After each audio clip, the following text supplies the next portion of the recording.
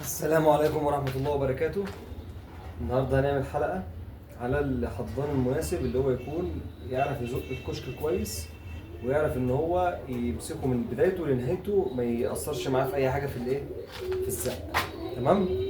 المشكلة دي مثلا بتواجه مثلا 90% من الناس، ومثلا 90% من الناس فعلا بيبدأوا ان هم يسيبوا يسيبوا الحمام اللي هو العظم القصير اللي هو زي الجعفري والكشك والحمام ده كله اللي هو والاوزبك والكلام ده كله، يبداوا ان هم يهربوا منه وما يربوهوش. تمام. المشكله دي ما بتتعالجش غير بالحضان. انت لو معاك حضان مظبوط وحضان سند ليك وماسك، يعني بيمسك في الحاجه كويس، ما بيعرفش ان هو يسيبها، تمام، او ان هو بيتخلى مثلا عن الزغاليل او الكلام ده كله، هيكون العمليه معاك هتمشي سهله واسهل من اي حاجه ثانيه يعني. تمام. بدل ما تزهق من مثلا الحمامتين اللي عظمهم قصير، سواء صوافه بقى ولا بول ولا الكلام ده كله، هنتكلم ازاي تعمل لهم حضان مناسب وما يكونش يأثر معاك في اي حاجه، ويكون شكله كويس يعني. تمام. هنبدا بقى نجيب لكم الاشكال بتاعتهم، والحاجات اللي هتعرف ان انت تعرف تظبط من وراها الحمام اللي هو اللي زي الكالر هيد وزي الاوزبك والجعفري والكشك. تمام. يعني مثلا هنقول تكون حمامية تكون ناعمة زي النتاية دي كده مثلا. تمام. النتاية دايما تكون زي المنظر ده كده، تكون حمامية ناعمة مش خشنة، تعرف ان هي ان انت تعرف تسد، يعني تعرف تمسك من وراها زغلولتين يكونوا حلوين. تمام. او الحمامة اللي بالمنظر ده واللي عضله يكون عامل زي الدبابيس كده، تعرف ان هي بالتفصيل، تعرف ان هي تمسك الزغلول سواء بقى كان طالع تعرف ان هي تمسكه كويس، وتعرف تشتغل من وراه، وتعرف ان انت تفرخ منه حمامتين يكونوا جامدين يعني. تمام. ده المنظر بتاعها. دي هتكون النتاية. لو عندك ذكر نفس السكة دي بيعرف يزق جامد يبقى كويس، مفيش يبقى هنستعين بصديق. هنجيب ذكر من الذكورة اللي هي الجمعية او الزواجل او الحمام اللي هو الخشن. تمام. هنجيبه ونديه الانتايه زي دي. هيبدأ ان هو في البداية هيكونوا يعني المشكلة مش عارف اجيبها ازاي او اقولها ازاي. المشكلة ان الحمام ده بيجيب الحمام وهو صغير، اول ما يبدأ ان هو يدبس ويبدأ يطلع مثلا الريش وكده، والحمام يبقى عايز يستوعب كمية اكل كبيرة وفول وبسلة وذرة وحاجات زي كده، دول ما بيعرفوش يسدوا عن الموضوع ده. دول كويسين قوي في قصه ان هو يجيبوه من عمر يوم لحد مثلا 15 يوم او لحد 10 ايام. تمام. دي هم كويسين فيها. لكن الحمام التاني اللي هو الجمعيات والكلام ده كويس بقى، بس بعد العمر ده. قبل العمر ده ممكن يكسر البيض، يدوس لك على الزغلول يموته، غشيم بيدب رجله على الحاجه يبوظها. تمام. هنبدا ان احنا نتكلم ونجيب بقى حمامايه اللي هي تتجوز الحمام ده. تمام. هنكون بقى جايبين مثلا ذكر كريزلي، ذكر جمعيه، بس مش اي كريزلي ولا اي جمعيه، عشان في حاجات يعني مهما كان بتبوظ، هتدوس على الزغلول وهو كبير وهو صغير هتبوظه. تمام. في حاجتين، يعني في حالتين للموضوع ده. هو مقرف ومتعب، بس الحمام اللي هو العظم قصير كلنا عارفين ان هو سعره غالي، فهيعوض لك الكلام ده. مقرف ومتعب وكل حاجه، بس هيعوض الكلام ده. تمام. في حالتين. اول حل اللي انا بتكلم عليه دلوقتي، ان انت تجيب الحمام اللي زي ده وتديه للحمام الزاجل او الكريزليات، ويبقى معاك الحنيه ويبقى معاك القوه، بس بيبقى فيها نسبه خطوره لو الذكر في مره من المرات كان البيض لسه مفقوس، وقام داخل كسر البيض او كسر الحصى. تمام. الذكوره اللي انا بتكلم عليها بتكون المناظر دي كده. الديكور اللي انا بتكلم عليها بتكون المناظر دي كده اهي. الذكر يبقى عامل زي الدبه، رجله عامل بص بطش، وتقوم مديهولها.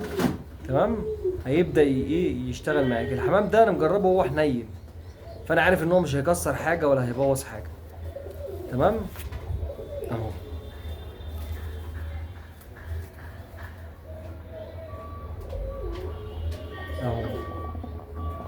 بصوا ماسكه وبيزوم عليه، يعني انا مش عاجبه، مش همه. تمام. هو بيكونوا بالايه، بالمناظر دي كده. دي النتايه تكون حنينه، والذكر يكون اللي هو ايه، هيعرف يزق الزغلول. دي بدايه الحل. تاني حاجه بقى، وهي بقى خلاصه القصه دي كلها، وخلاصه الحدوته بتاعت النهارده، ومحدش اتكلم عليها في السوشيال ميديا خالص، ولا حد اتكلم عليها على اليوتيوب، ولا حد اتكلم عليها خالص.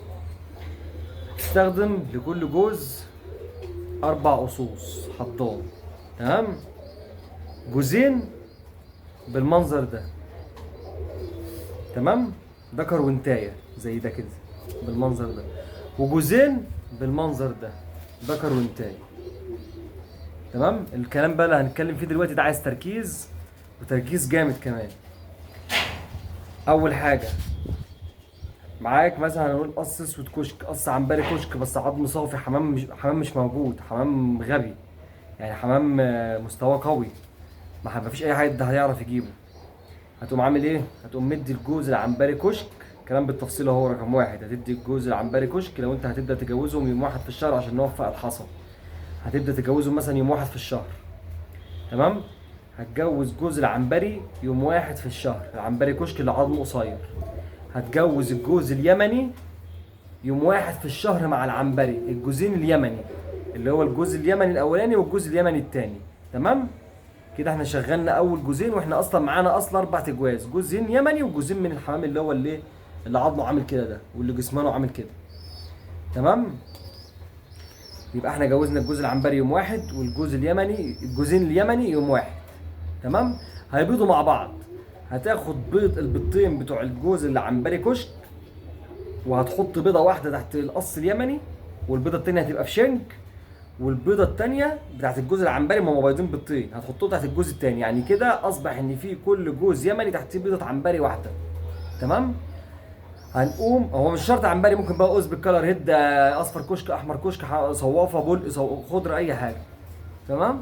بس انا بس بديك المثال عشان ايه، تعرف ان انت تطبق الموضوع ده.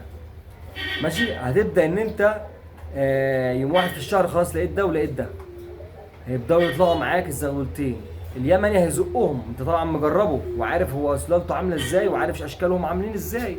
تمام. هيزقهم، وباذن الله ربنا يطرح لك البركه فيهم، وما تقعدش كل شويه تفتح عليهم فتحك وقفلك عليهم، مش هيخليهم ان هم يزقوا. دي بتاعت ربنا، ودي احنا بنحط الحاجه تحت الحمام وهي بتكمل. نكمل بس موضوعنا عشان ايه، حبل الافكار ما يتقطعش. في نفس الوقت اللي انت اديت فيه الجزء العنبري يوم 1 في الشهر حصويتين، واديت الجزء اليمني خليتهم يتجوزوا يوم 1 برضه، ونزلوا يعني خليت انت العنبري يتجوز يوم 1 واليمني يتجوز يوم 1، وحضرنا الحصى زي ما قلنا خلاص. يوم 10 في الشهر هتقوم مجوز الجزء اللي عامل زي كده لبعضه. تمام. يبقى انت كده معاك 4 اجواز، 4 اجواز حضان، جوزين منهم باضوا في نفس الميعاد بتاع اليمني، وجوزين باضوا في نفس الميعاد في بعديها ب 10 ايام. تمام. الزغلولتين العنبري هيطلعوا، اليمني هيبدا يزقهم، بعد ما هيزقهم هيبدا ان هو يلبيهم، هيوصلوا ل 10 ايام هيبداوا ياثروا معاهم، لان ده قوه دفعه مش هتبقى مناسبه مع حجم الزغلول وقوه استيعابه للاكل والذره والبسله والفول. مين اللي هيستوعب ده؟ هيكون ده لسه بادئ ان هو يلبي. بعد 10 ايام هتقوم واخد الزغلولتين هم مدبسين، او هيكونوا لسه في بدايه الريش كده، وتقوم حاططهم تحت الايه، تحت دول. هيلبوهم تاني، ولما يلبوهم تاني، لما يلاقيهم بيستوعبوا الحمام ده في حاجه فيه ومحدش اتكلم فيها قبل كده، الحمام لما بيلاقي ان الزغلول مستوعب الذره العويجه وبتاع بيكمل، لان ده السهل، اللبه بالنسبه له صعب. تمام. هيبدا ان هو يكمل معاه من تاني، هيلبيه 5 هيلبيه يومين 3، وبعد كده هيبدا ان هو يزقه. هتيجي تبص بقى للزغلول هتلاقيه منفوخ بقى قد كده اهو، وهتبدا ان انت تكمل معاه، وتبدا ان انت كده ايه، نجحت في الموضوع بتاع التحضيم بتاع الحمام القصير. طبعا واحد هو بيسمعني دلوقتي يقول لي ايه ده، يعني انا هجيب 4 اجواز حضان هياكلوا وجوز عنبري هياكل، يعني 5 اجواز عشان اطلع زغلولتين؟ هقول له اه. هيقول لي ازاي؟ اقول له مثلا الجوز معدله هياكل يعني ايه، 150 جرام في اليوم بالفلوس بقى والحسابات. ماشي، هياكل 200 جرام في اليوم، هو كده كده بيزق عن بالي كشك. تمام. ال 200 ال 150 جرام دول، تمام، اضربهم في ال 45 يوم، يعني 4 كيلو ونص. 4 كيلو ونص في 20 جنيه. 4 كيلو ونص في 20 يعني قول 5 كيلو يعني 100 جنيه. هياكلوا كلهم بكام؟ ب 500 جنيه. تمام، في 45 يوم. طلعوا الزغلولتين بكام؟ لو هم جامدين، انا ما بتكلمش عن حمنش. لو هم جامدين الزغلولتين بكام؟ 2000 ونص. انا بتكلم عن حمام جامد، يعني لو حد عايز يتفرج برضو منه اهو. حمام جامد، يعني انا بتكلم في المناظر دي اهو. اللي فاهم عارف انا بتكلم على ايه اهو. زغلول زي ده كده، وش بلوشات، بس هو مصري، يعني عظم بتاعه.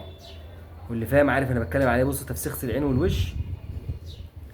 حمام زغلولتين زي دول ما يقلوش عن 2000 ونص. واللي غاوي الباب ده انا عارف بيتكلم عن، انا بتكلم على ايه. ماشي. واللي هيقول يا بابا احنا بنعمل ده كله وبنربي حمام عشان تجاره وعشان نكسب، لا حرام ولا عيب. تمام. واللي عنده يعني، واللي عنده زي ده بيعرض وبيحنا وانا بشتريه بالاسعار دي. تمام. ده كان ايه خلاصة الحلقة النهاردة، عن ان انت ازاي تعرف ان انت تفرخ حمامتين يكون وشهم قصير. ولو هنتكلم في الشياكة والجمال والحاجات دي، الأسبب جميل، والكلر هيد حلو، وال والايه تاني والحمام بقى الصافي كله والصافي الحجري. بحب انا الحجريات. والاصفر كشك والاحمر كشك والحمام اللي فيه شياكة. يعني في حاجات كتير تستاهل التعب ده عليه.